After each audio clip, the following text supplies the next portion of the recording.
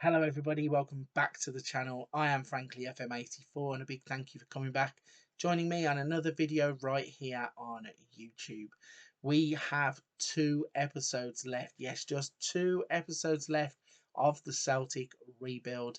We have been going at this now for 4.5 seasons. Today we have pushed forwards to the 3rd of February 2026. That means there are just these 2 episodes to go. Today's winter transfer episode and then tomorrow's end of series save. So we have pushed forwards to the 3rd of February 2026, and that means we are through the winter transfer window. If you've been with us the past couple of days, you will have seen that in seasons 3 and 4 we had won European competitions, the Europa League followed by the Champions League. We've won the SPL also, and we are looking to continue to win on both fronts. But that means the squad must get stronger. And in this episode, there has been quite a bit of transfer activity, considering it is the last transfer window available to us. So let's waste no time. Let's jump in and have a look at who has left the club and then go on to who has joined the club. So on the right hand side of your screen here, you can see there's been quite a bit of activity. First player to leave was Nicholas Sekulov. He has gone to Ulsan for 750,000. Eduardo Quaresma couldn't get in the team and wanted to move, so 5.5 million took him back to Portugal to play for P. Ferreira. We got Valerio Crespi gone out on loan to Burton. Stipe Buick has gone back to Dinamo. 775,000 could not break ahead of Okafor or Moanta or any of our other wide players, so we just allowed him to go back in the final season. Sean Rooney has gone out on loan to Inverness Caledonian Thistle. Johnny Kenny has gone out on loan to Bournemouth. Max Arnold, he went back to Wolfsburg for £35 million. Bit of a strange one, really. Didn't want to let him go, but they came back in and there was pressure and he couldn't get in the team, especially with the regen coming in. But we didn't lose a single penny. We bought him for 35. He played 25 games. We sold him back for 35. So all in all, it was a good deal. We got the money back and we have spent it wisely. And the last player to go out was Alexander Mitrovic. Obviously, he couldn't get in the team, could not get ahead of the likes of Lazaro or Mwanta up top. So we were just going to either leave him in the team for the final season or could let him go out. We let him go to Zenit for a reasonable price. It's £5.75 million. But that means then that we went and bought a few players. The first one is an absolute bargain. Nathan Collins, you probably would have come across him in the game anyway. He's 6'5", he's 24, he's Irish. He's tall, he's quick with pace of 13, acceleration of 11, could be better.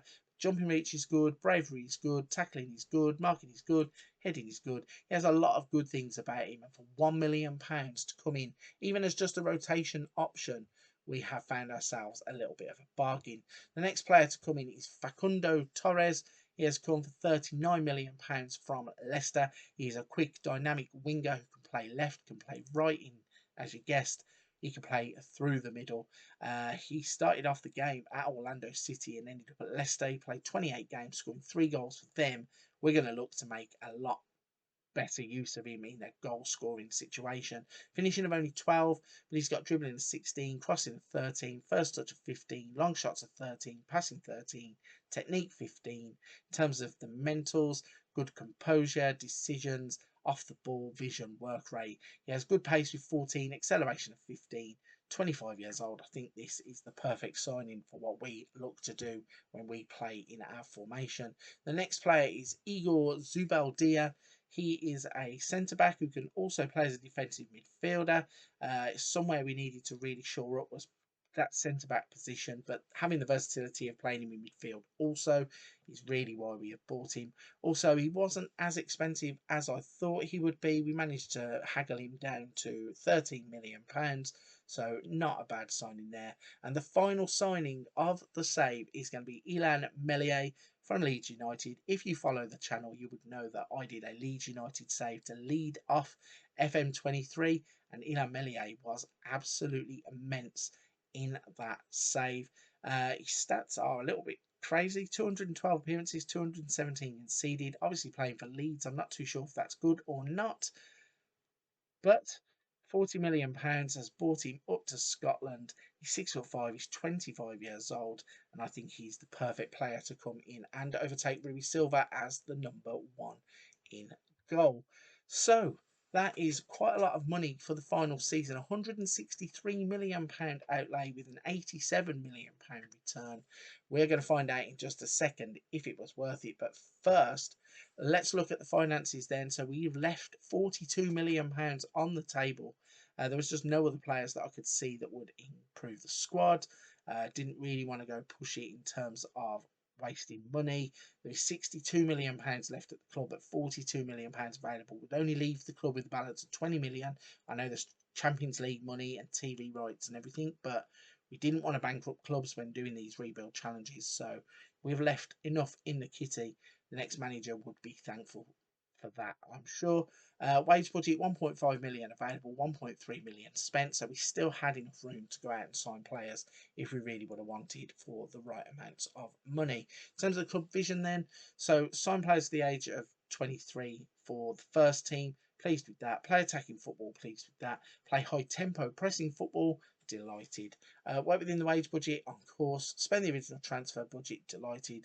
A minimum 2-year contracts for first team players, which is self-explanatory because we don't want to give 18 to 21-year-old players 2 years, do we? We want to continue to keep them at the club. End of the current season then, reached the first knockout round of the Champions League. They are pleased.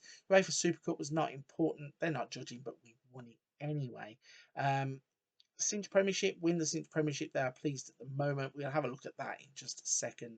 Scottish Cup, win the Scottish Cup. You can guess by looking at the failed sign right there. We are no longer in the Scottish Cup, and it's not important, but the Premier Sports Cup, I presume they want us to win it, but they say it's not important. And the reason I say I presume they want us to win it is because they want to win a domestic cup at the end of next season, so they would probably want to have won one at the end of this season. Going forwards, they are very much in sale mode. They want to sell the club on. Probably a good thing that we are ending at the end of this season. So then let's have a look at the competitions tab. How are we getting on? So in the Cinch Premiership, we are top and we are 13 points clear at the top of the Cinch Premiership. Hibernian are our closest rivals. Rangers are a massive 17 points away from us there in third place. In terms of the Champions League, we have reached the first knockout round. We have been drawn against Roma. We won the UEFA Super Cup earlier on in yesterday's episode, and we got knocked out at the fourth round by Hamilton in the Scottish Cup, and we were runners-up in the Premier Sports Cup. Let's have a little look at that final. We will go through the games in just a second. We ended up losing to Rangers, so probably best not to look at that in too much depth. So before we jump into these competitions and have a look at what's been going on, let's have a look at the schedule. You can see that yesterday we left off where we had just beaten Dundee, and then we kind of had a little wobble. We had a 1-1 draw against St Johnstone, a 3-3 draw against Atletico Madrid to kick off our Champions League Group C campaign. Lazaro and Conor Gallagher scoring for us, Divock Origi and Jean-Claire Todibo scoring for them. Jose Jimenez was sent off after 71 minutes and we couldn't capitalise. Aberdeen, we then beat 2-0. Dundee we beat 3-0 in the Premier Sports Cup quarter final for a 6-1 demolition of Dunfermline in the Premiership. Goals from Hansen, Aaron, Okafor, Juranovic and Villar. And then back down to earth with a bump in October. Second Champions League game was a 1-1 draw. Ross County we beat 5-1 in the Premiership. 2-2 draw in the Premiership against Hearts for a 5-0 drubbing of Hoffenheim in the Champions League. Goals from Gallagher, Lazaro and Plata securing our first 3 points there. We then had the Champions League hangover with a 1-1 draw against Dundee before beating St Mirren to round October out. Moving on into November. So Rangers up first, swept them aside 4-0. Lazaro, Gallagher, Max Arnold all getting the goals. That got us 3 points in the league. We carried that on with 3 more points in the Champions League with a 5-2 victory against Hoffenheim. Mitrovic getting a hat-trick, Okafor scoring and Lazaro 2. We then beat Motherwell 3-1. Inverness 6-0 in the Premier Sports Cup semi-final. 2-2 draw against Benfica in the Champions League Group C before a 2-1 victory against Hibs in the Cinch Premiership. Lazaro and Hanson Aaron getting the goals there. Moving into December then, Dundee, we swept them aside 2-0. Beat St Johnstone 6-1 in the Cinch Premiership with goals from Nketiah, Arnold, Plata, Botman and Hanson Aaron. Atletico Madrid got a 1-1 draw in Scotland. Muanta getting the goal, Gonzalez scoring with them, and Rodrigo de Paul getting sent off. So Atletico must be a rough team in this game because they always get players sent off. Aberdeen beat them 2-0 in the Premiership with goals from Hanson Aaron. Dunfermline we won 4-1. Brandon Williams, Okafor, Ballard and Piatowski. Katanic getting himself sent off for us. We then lost that Premier Sports Cup final 2-1 to Rangers, before we beat Hearts 4-0 in the Premiership. We beat Ross County 5-2 in the Premiership with goals from Gallagher, Lazaro and Hanson Aaron. Into January, and January brought goals and more goals. A 7-0 drubbing of Motherwell, goals from Moanta, Ballard, Dewsbury Hall, Hanson Aaron, Mai and Cadden scoring an own goal. Beat St Mirren 6-1, goals from Torres, Dewsbury Hall, Gallagher and Moanta. Beat Motherwell 13-0 in the Premiership. They had a man sent off after 38 minutes, but by that time we were already miles ahead. Dewsbury Hall scoring a hat-trick, Conor Gallagher scoring, Tamai scoring a hat-trick, Lazaro scoring a hat-trick, Ballard, Okafor and Moanta after 91 minutes. And of course, what happens when you go and beat a team 13-0? The very next game, you don't perform and you lose 2-1. Yes, knocked out of the Scottish Cup at the 4th round, losing 2-1 to Hamilton. We then, in the last game before we came back for this episode, drew 1-1 against Rangers. It weren't the worst result in the world. Juranovic scoring for us, Morales scoring for them, and it meant that a point was all we took. Let's jump back to the competitions tab then and show you the Premiership in a bit more detail then. So 24 games played, 19 won, 5 drawn. We haven't lost a game in the Premiership yet. Both of the games that we have lost have been cup games. We have a goal difference at this point of 68 and 62 points on the board. It's an impressive start to the season. Let's have a little look at some stats then. So Morales is actually top goal scorer in the league, but Hanson Aaron is right there with 14. Lazaro is on 10, so plenty of goals around in our team. Most assists, Conor Gallagher, Hanson Aaron, Dewsbury Hall, Villar and Lazaro all getting on the board there. Most shots, Sandy Cappy still top of that list, but Lazaro is on the board with 63. Most player of the matches go to Alfredo Morales, Hanson Aaron and Dewsbury Hall getting on the list for us. Most key passes goes to Ryan Kent, but Dewsbury Hall is there on 87. Hanson Aaron on 72. Most tackles won. Josip Juranovic is our highest representation. Brandon Williams is also on the board. Most dribbles made goes to Josh Ginnelly, but Hanson Aaron is on the board with 56. Most clean sheets, Daniel Bachman for Hibs, but Rui Silva was there with 9 clean sheets. And then fewest goals conceded is also Rui Silva. So don't forget, up until January, we were playing with Rui Silva. When Melier has come in, that is the point that we switched them over. Going on to the other stats there, nothing in the penalties. Expected goals per shot, Juranovic of 0.26. Tackles per 90 minutes, Juranovic of 3.69. Team goals, Gallagher and Rui Silva. Passes attempted per 90 minutes is nobody. Shots on target percentage, Hanson Aaron with 72%. Games won, Hanson Aaron and Rui Silva. And foul 90 minutes is Hanson Aaron and Noah Okafor, 4.08 and 3.73 respectively. So in terms of the competitions then, Champions League, let's have a little look at how our group stage finished up. Go to all groups, Group C. So you can see that we played 6, won 2, drew 4, didn't lose. 8 goal difference and 10 points, and that was enough to win us our group.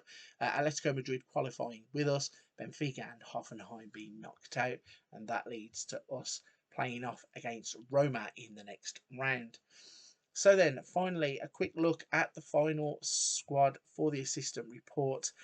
Melier has taken over in goal. Juranovic, Botman, Ballard and Williams. Dewsbury Hall, Villar and Conor Gallagher. Okafor, Plata and Moanta still up top. So our assistant believes that only Melier deserves to get in the best 11 from the players that we have just signed. But we have good squad depth. We have good rotation options. And with the competitions coming up, we want to make sure we are staying fresh. We are on course to win the Cinch Premiership. We are on course as of this moment to get far in the Champions League. We are in the first knockout round, so not too sure how far we're going to go. We are defending champions, so there is a chance we could go quite far. And then obviously cup football now domestically has finished. So in tomorrow's episode, we are going to be rounding out the Celtic rebuild save. Can we win the Premiership? Can we win the Champions League? That would be amazing. No cup competitions to come, so just 2 trophies really to concentrate on. Cinch Premiership, Champions League. What is going to happen? You're going to have to come back and see the final episode tomorrow. But if you're still here at this point of this episode, firstly, a big thank you. Secondly, if you don't mind hitting that like and subscribe button to help the channel, I really would appreciate it. It helps so much, getting so many other people to come and look at the videos, and I really do appreciate everybody who takes their time to interact with the channel, no matter how big or small that might be. But for this one, I'm going to wrap it there. Please go and check another video out on the channel. We have a little bit of something for everybody, and I will see you very soon on another video.